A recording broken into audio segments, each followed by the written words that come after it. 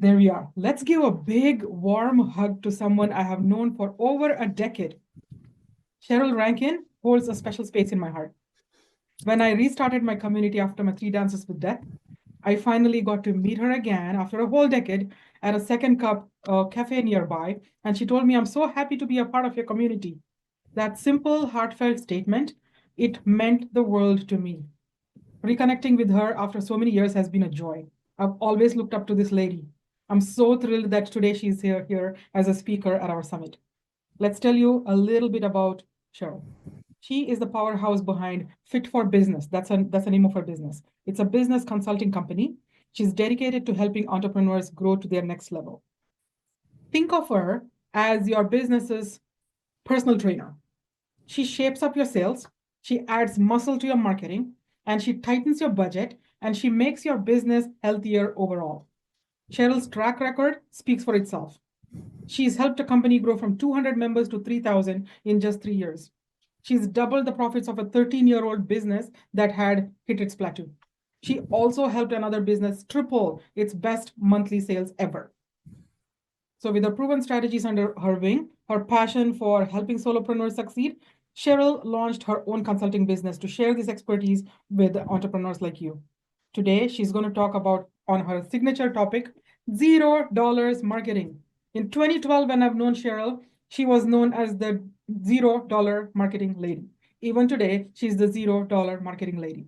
She's going to teach you how to take practical, ready to go ideas, market a business effectively with little or no money. My super lady, take it away. Awesome. I would like to know how many people in the room have a full bank account for marketing? I don't see any replies.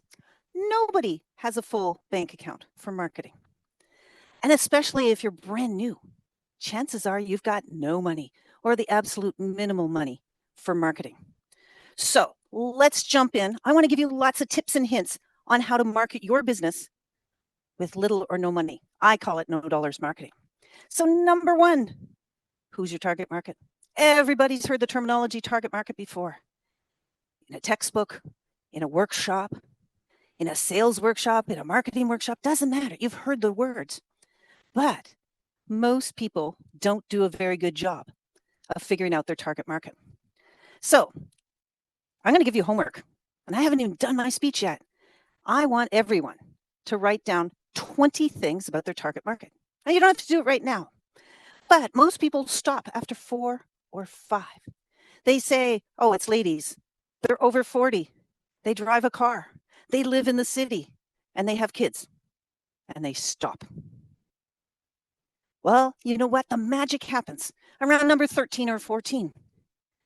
Many times I've done this drill with my clients, and they find out that somebody else has the exact same customer.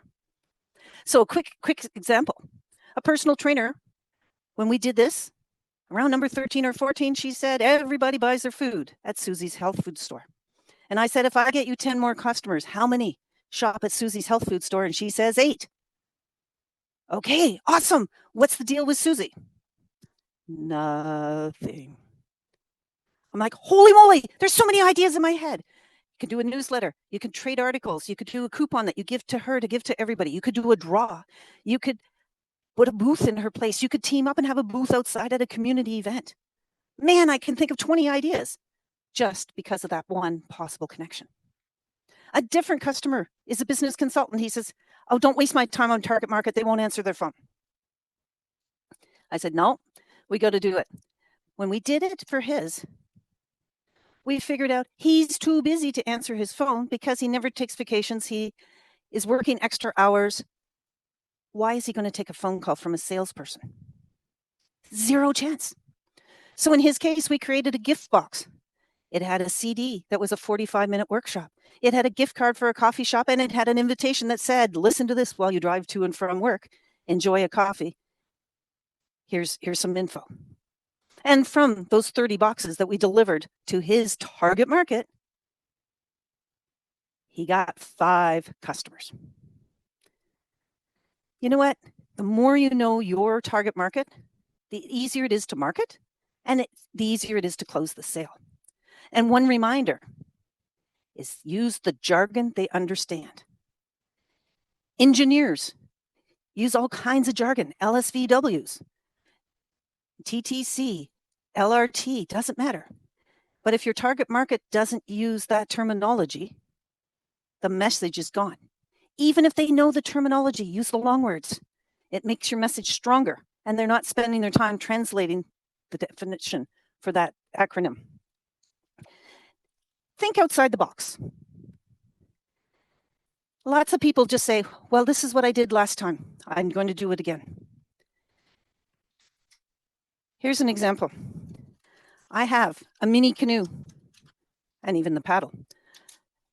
The G8 or G20 summit was in Toronto probably 8 years ago, something like that. And every group came out of the woodwork to protest. Two young gentlemen in their 20s carried a canoe and sat it on the sidewalk in downtown Toronto and sat in it. No signs. They ended up on every news channel in the Toronto area. They ended up in all the newspapers. They ended up everywhere. Didn't take a lot of people. It took two people, no money, and no violence. They got their message out about their environmental concern. You know what? Sometimes it's saying, what do you do and how do we get the message across? One of my customers is an interior designer, and he called me and he said, I have no idea what to do with them, but I said yes. A painter gave me 5 boxes of paint sticks. I've got piles of them. And I was like, oh my God, that's amazing. So we made his business cards that go on his paint sticks. And then I found paint cans at the dollar store. So anytime he was at an event, he could pull out his paint can and paint sticks, and it matches creativity. Right away, it signals creativity. You know what? I have a totally crazy one. I have a customer who walked from Mississauga to Ottawa. It's a 6-hour car ride. So it took her many days, a couple weeks. She was going to do it with nothing. We created a launch party for her. The launch party was her 2 best friends, myself, and one of my sons. Not a very big launch party, but we had less than 48 hours to organize it. I took my van, I decorated it with posters. We set up a little table as if she was signing books. But you know what? We had a lunch party. TV station showed up. She ended up with a 20-minute story on the TV station. She ended up on the front page of the newspaper. All at the last minute because we stopped to think about it and get the message out. So that's part of it, is how are you getting your message out? Now, remember I said think about target market? If I'm selling adult diapers, how many of the people in the room are going to say, I need those? Probably nobody. Probably you don't need them. And if you did, you're not going to tell everybody. But the second part is, if you're on social media advertising adult diapers, you need to adjust and say, who buys them? Is it a child is buying them for their senior citizen parents? So you're advertising saying, do you know somebody who needs an adult diaper? Anger management, same thing. Who's going to put their hand up saying, I need anger management training? Nobody. You need to say, who do you know that needs that? So if somebody did, they can say me, but you're getting the message out, or you're sharing tips.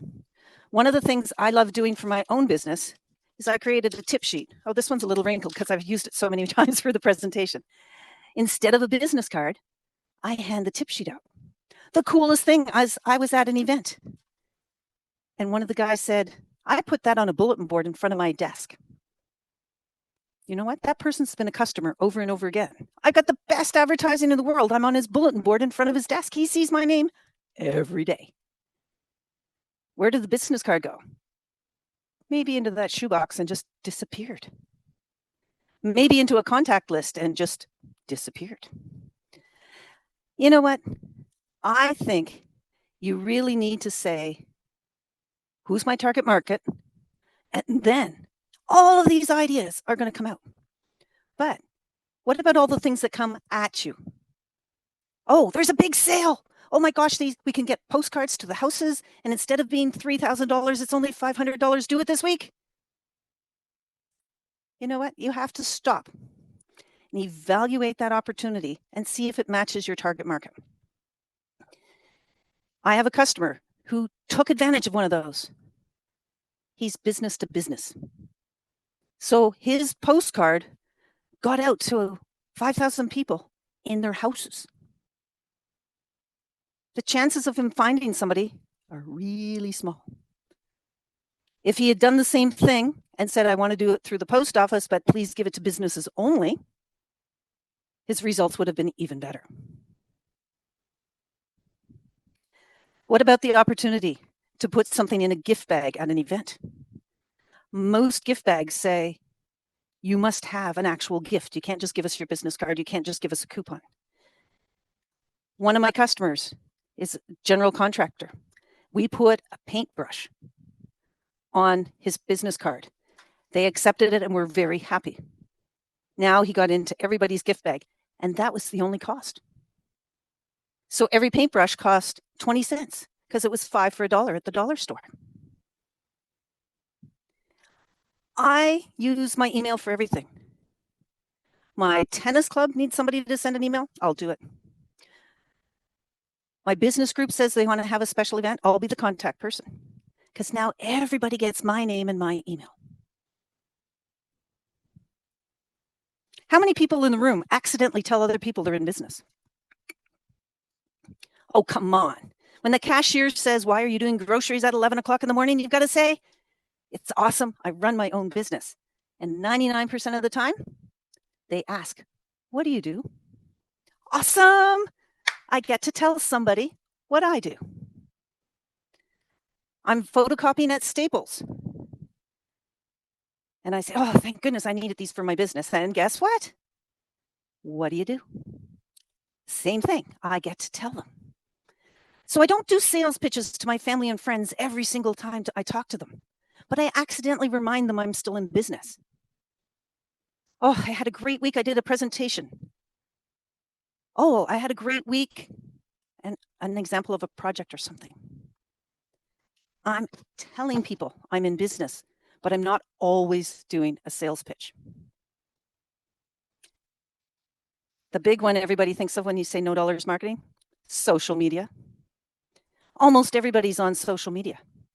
But are your clients on social media or your prospects on social media looking for you or not? If they're not looking for you, you have to change your message and it's more educational. Here's an example. About 10 years ago, one of my customers sold refillable ink cartridges for your printer. At the time, nobody knew they existed. It was brand new technology. Anyone who did know they existed said, oh, it cancels the warranty on your printer. So nobody was searching for him. He was spending $300 a month on what's called yellow page ads. They were a phone book, paper, yellow pages. Eventually, they became online business directory. But if nobody's searching for them, that money's wasted. I absolutely love search engine optimization, but stop and decide. Is anyone searching for your business category or not? If they're not searching for your business category, you might not be ready for search engine optimization.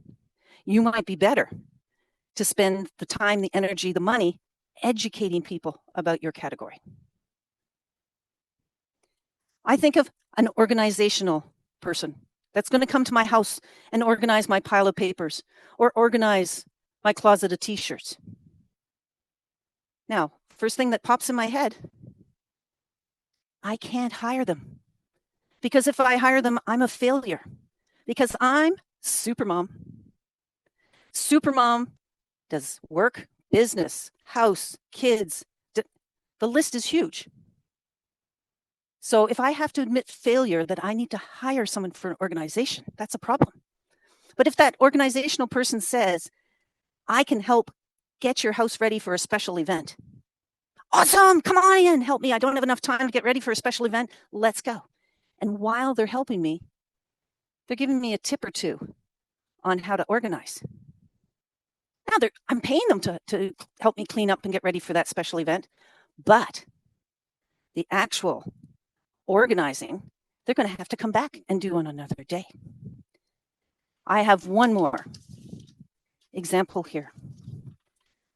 Somebody wants to do some version of flyer. This one happens to be a grocery store. They don't have any money. This grocery store actually sold ads in their grocery store flyer. So if you're a real estate agent, you know what? You can design a flyer that is all the stuff people need for a house. And all the stuff people need for a house are going to pay to be in your flyer. Now, every single person pays $100 and must hand out 100 copies. So you get 10 people to do it. You pay nothing. You organize it. And now you've got 1,000 copies going out to other people. And it's a resource for everyone. There's all kinds of strategies. If you said, I'd love an ad on TV, I can't afford it, can you do your own? I'd love a billboard, I can't do it. Okay, can you get a small sign? Can you get the magnetic one that can go on your car? Back to the beginning, No Dollars Marketing is all about knowing your target market. Try and figure out at least 20 things for your target market. And it can be everything. What social media are they on? Do they read a real newspaper or not? Do they drive a car? Do they take the bus? Do they exercise? Do they hire a landscaper? The people who own a pool might want a landscaper. And now all of a sudden you think of people who might be able to refer to you.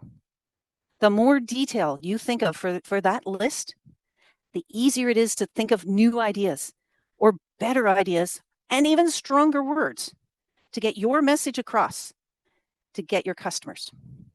No Dollars Marketing. I'm Cheryl. My company is Fit for Business.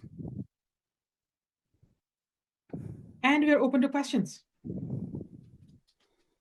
This is one topic that everybody needs to ask questions.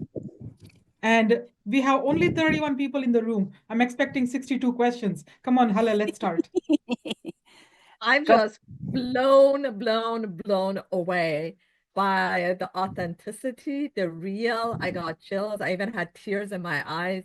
You know, I'm a creative person, so this visual effect and what you shared is just making me even emotional thinking about, because it's just so in sync with me as a creative person that I am. I'm a house band coach, but I'm creative, and the ideas, the strategies, the paint, the bucket, and you don't have to spend much about that. The newspaper, magazine.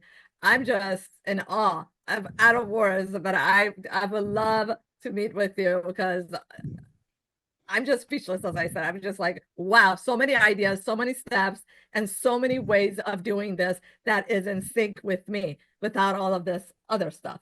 Wow, thank you. It was kind of emotional. That was wonderful. Yeah, and Dr. Cheryl, Dr. Cheryl in the chat says, good job, namesake. Inspirational. We have two Cheryls in the room. And Tasha has a question. Not so much a question, but I find it always astounding because I've done the last year, I think 3 workshops or 4 workshops that actually pound down the matter of going as small as possible instead of going wide. And we keep forgetting it every single time.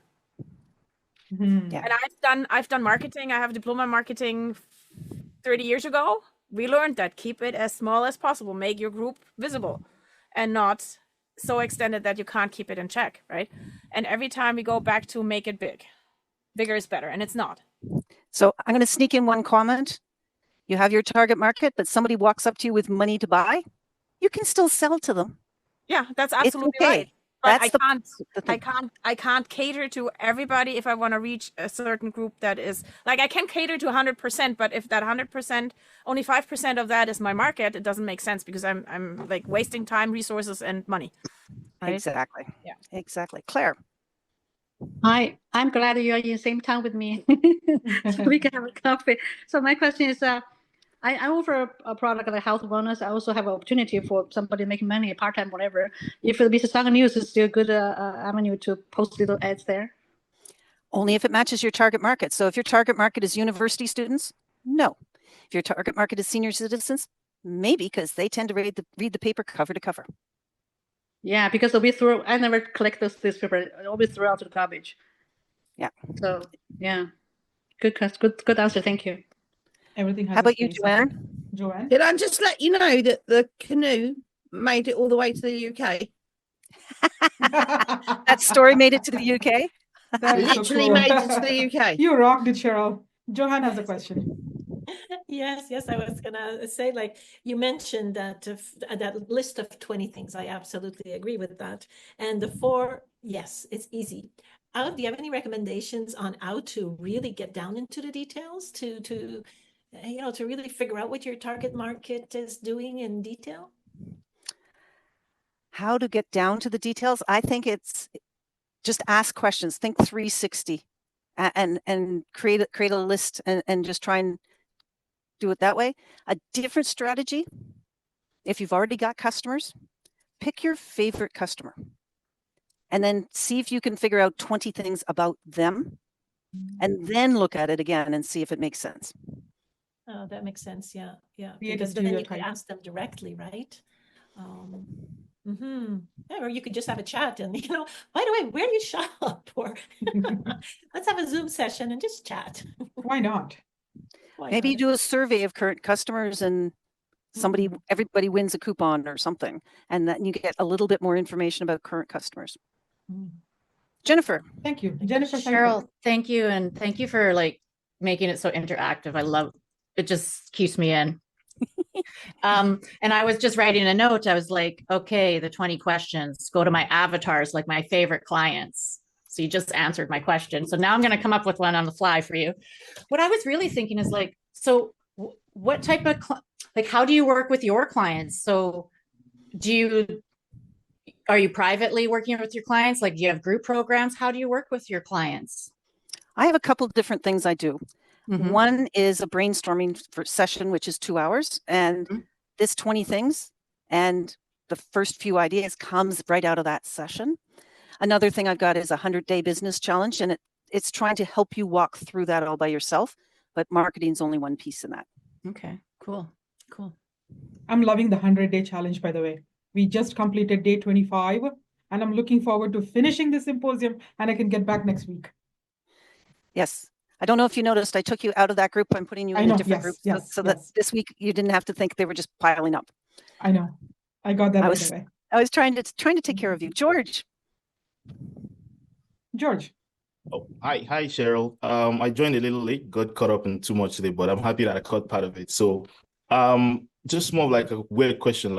So I was speaking to someone who was telling me about how to do some marketing. I'm into accounting and finance and stuff. So there are a lot of people who do the same. So I asked, there's a marketer also, random question, and he was telling me that wherever I go, I need to stand out and be unique. So he asked me one weird question. He said, what's my signature or my whatever alias? I said King George. So he told me to get a crown so everywhere I go, if I'm at an event, I'll be noticed. And coincidentally, I just got that yesterday. So if I'm walking into an event with this, I feel I should be noticed easily. I don't know what you think about that. You know what? I love it. I know a couple different people that only wear orange when they go networking, and they start to stand out. I can think of one event that I actually wore a red ladies fancy hat, and a couple different people said, oh, I asked a question to somebody over there and they said, go find the lady with the red hat. So sometimes it's like that, but being memorable in your 1-minute business introduction in networking, number one is be helpful to other people. They'll remember you for sure. But I was at an event and a gentleman went, oh, I'm the electrician, so you won't get electrocuted. And I remember that forever. But sometimes it's a cute phrase, or if you have a hobby, think of your hobby, does it match up with your business? The website designer who said it's sort of like the foundation for your house. The financial planner who says, I love marathons and it's a long-term thing. Financial planning is a long-term thing. So sometimes there's a fun way. King George with the crown. Thank you. Absolutely. There are many creative ways to be creative and memorable, I think. The best one that comes to my mind is at one of the BNI meetings I was at. One guy just got up and said, "If your wife is hot, call me." Everyone was like, "What?" It turns out he repairs air conditioners. Sorry, I love it. That is so true. More questions. We have the room still open for questions, you guys.